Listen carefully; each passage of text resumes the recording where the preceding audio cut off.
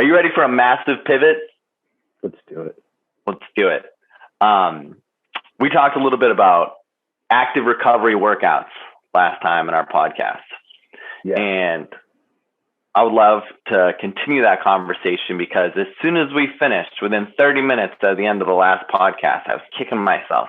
How did we talk about recovering from workouts and not talk about the ultimate recovery modality, the one that trumps all others by a landslide? And that would be sleep. In my opinion,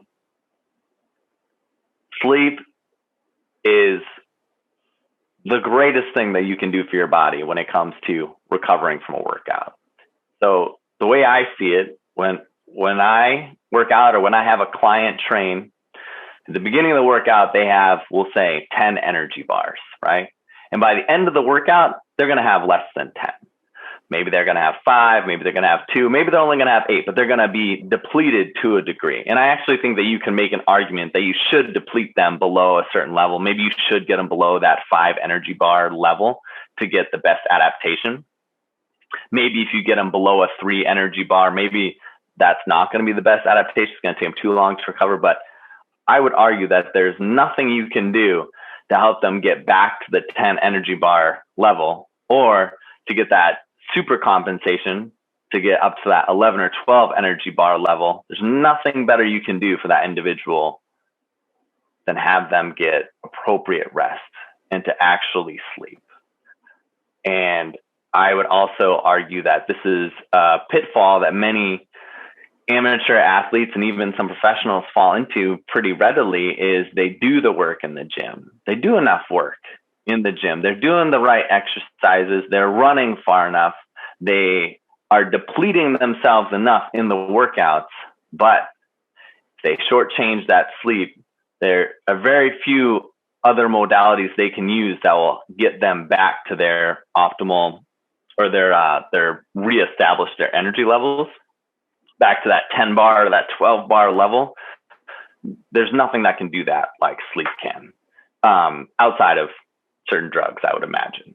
And in fact, if there was a drug that could do like half of what sleep can do without terrible side effects, and if it was legal, that would have to be the greatest selling drug of all time. We would all be taking it all the time. We would be like, yes, give me that one. Because, yeah, what happens to your body when you're sleeping is really incredible.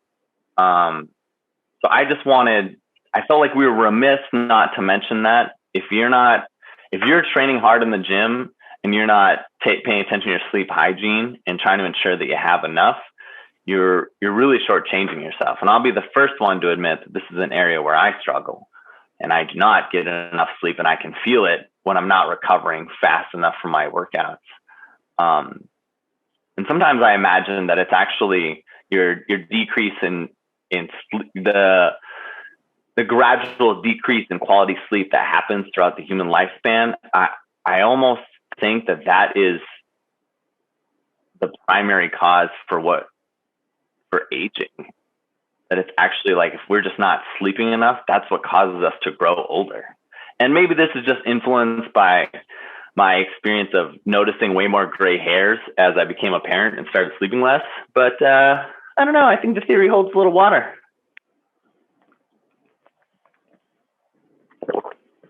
Everything you said's right.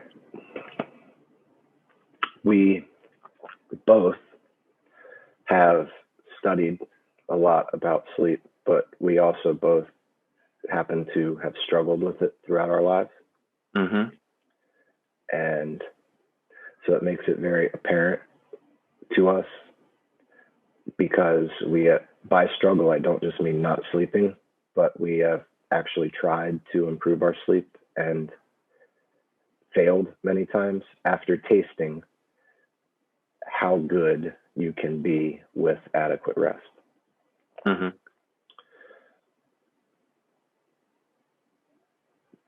Sleep does several things in combination that no other modality can provide. And, we can talk about it after we get through these basics. But I do take some things at this point in my life that augment things associated with sleep, Mm-hmm. but it doesn't do the whole combination, right? Yeah. Um, Sleep, you can think of at a mental level as a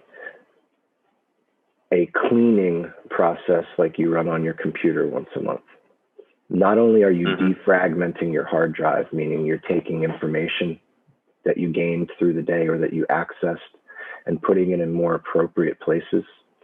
If it's something you need to remember, putting it, in a safe, in a lockbox. Mm-hmm. The process of moving all of that around, so you have actual knowledge saved in your brain, and Mm-hmm. it is represented physically within your brain matter. Different pieces of information used for different things get stored in different places throughout your brain. And during sleep, as the body rearranges and reorganizes everything, the blood flow and the chemicals that are contained in that blood flowing around in your head, and you have this thing called a blood-brain barrier, so it restricts what blood can actually pass through into your brain, Mm-hmm. essentially massages the physical brain matter and breaks up degenerative processes like plaquing. And so that is, and there are multiple reasons, but that is one reason right off the bat why lack of sleep causes dementia. Point being, the mechanism of that consolidation not only makes you smarter or more prepared for what you're actually doing in real time in real life, but it also helps keep these sediments moving, getting filtered out versus actually being to build up in an area where they permanently screw up how your brain works. Mm-hmm. So that is extremely valuable. The other big aspect to sleep is the hormonal benefits and the hormonal mechanisms that go on during sleep. Mm-hmm. Growth hormone is most active, most secreted during sleep, but not much until you reach deep sleep. Sleep tends to act, and if you've got more specific numbers for me, please jump in. But sleep tends to act in 3-hour cycles. Mm-hmm. Tends to take about 3 hours to get into sleep. Mm-hmm. And you can have, let's say, up to 2, but you'll generally have one cycle of REM sleep, and then you'll work out of that. If you're a really good sleeper, you might get 2. Yeah. And work out of that. And during that deep sleep, that's when you do all of your most valuable health work. That's when the most consolidation happens. Mm-hmm. And that is also when your growth hormone is secreted at the highest level. Growth hormone is the principal anti-aging hormone in that it is responsible for maintaining your cellular health and when you're going to replicate them. Mm-hmm. And that affects your tendons, your ligaments, your skin. Not only affects your muscles, whereas for instance, testosterone, in addition to mental function, has much more to do with your musculoskeletal system, how much muscle mass you'll carry, bone density. That's more of a volumizing action, or a with growth hormone, it's actually maintaining the integrity of something, not changing the size per se. Yeah. So if you're getting by with tendons and ligaments and you don't have much growth hormone going on, the body might say, well, let's use this growth hormone to maintain our organs. Make sure that we replicate we've got some cells that are ready to have new ones made. Let's make sure we do that well.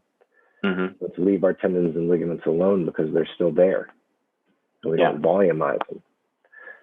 However, someone with a ideal amount of growth hormone would have growth hormone for tendon and ligament upkeep also, and the body would say, hey, we've got the building blocks for this, we've got the signals, let's make sure that our tendons and ligaments are staying thick and strong and fibrous so they can handle all of the muscular activity that they're taking. And you could then use the metaphor of a fighter who's doing all of those repetitions, practicing their kicks.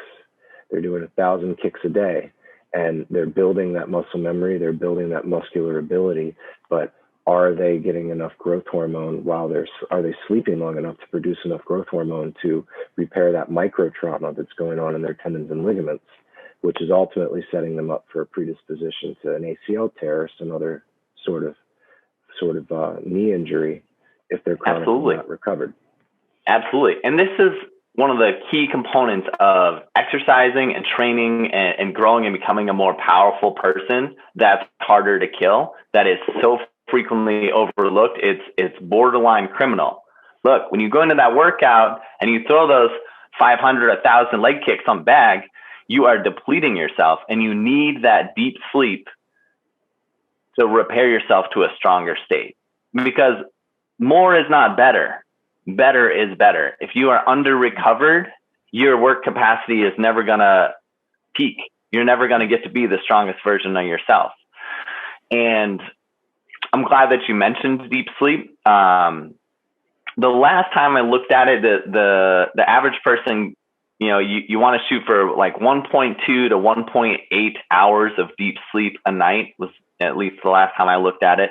And a lot of fitness trackers that are cheap and widely available, you can get those, and they'll actually keep track of your sleep and let you know.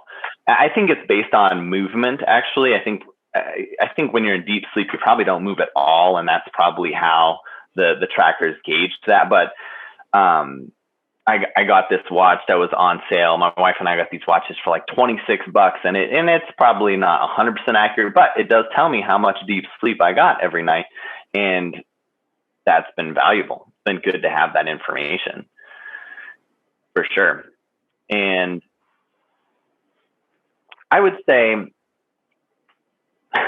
one thing I have to mention, we talked about LeBron James for a moment earlier. I took a peek at LeBron James' weekly training schedule, and on days when he doesn't have a game, he'll do like 30 minutes of like elliptical or bike cardio in the morning, and at some point he'll have like a 2-hour practice, and at some point he'll do like a little bit of stretching, and at some point he gets a massage also. This is all like a normal weekday, right? Because the man spends over $1 million a year on active recovery modalities.